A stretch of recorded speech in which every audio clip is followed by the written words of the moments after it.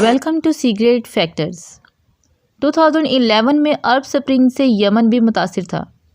زبردست مظاہروں کے بعد یمن کی فوج بھی دو حصوں میں تقسیم ہو گئی، ایک صدر عبداللہ صالح کی حمایت میں جبکہ دوسرے مظاہرین کی حمایت میں آمنے سامنے ہو گئے۔ اس ماحول میں ایران کی حمایت یافتہ حوثی ملیشیا کے جنگجو شہروں میں داخل ہو گئے۔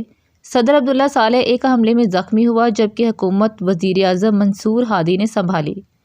سال 2014 کو حوثی باغیوں نے یمن کی دارالخلافہ صنعا پر قبضہ کرتے ہوئے منصور ہادی کی حکومت ختم کر دی۔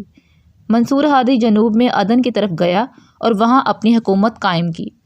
اس دوران سعودی عرب کو اندازہ ہوا کہ یمن پر حوثیوں کی شکل میں ایران اپنی گرفت مضبوط کرنے جا رہا ہے، لہٰذا سعودی عرب نے پہلے اپنے اتحادیوں کے ساتھ منصور ہادی کی حکومت کی حمایت میں ایران نواز حوثی باغیوں کے زیر انتظام علاقے پر فضائی حملے شروع کیے۔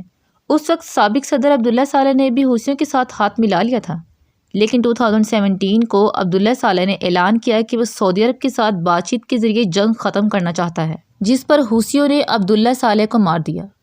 متحدہ عرب امارات بھی سعودی عرب کے ساتھ اس جنگ میں شریک تھا، لیکن 2019 کو متحدہ عرب نے یمن سے اپنی فوج کو واپس بلا لیا۔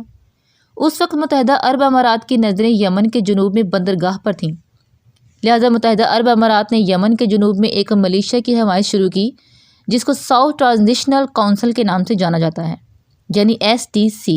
اس وقت یمن کے جنوب میں عدن بندرگاہ پر STC کا قبضہ ہے۔ نہ صرف یہ بلکہ STC نے سعودی نواز حکومت کے لیے دارالخلافہ پر بھی قبضہ کیا ہے۔ مزے کی بات یہ ہے کہ STC اور منصور ہادی دونوں کی افواج حوثیوں کے خلاف لڑنے کے ساتھ ساتھ آپس میں بھی لڑ رہی ہیں۔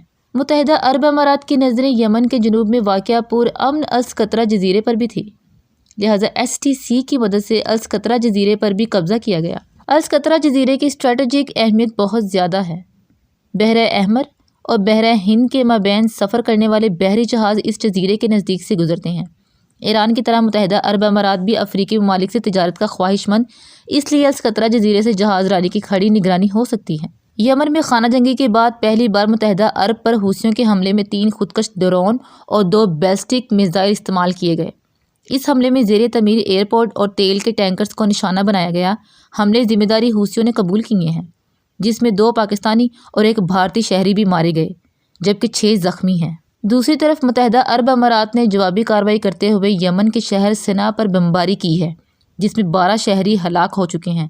طاقت کے حصول اور مفاد کی جنگ میں ہر طرف معصوم شہریوں کا خون بہہ رہا ہے۔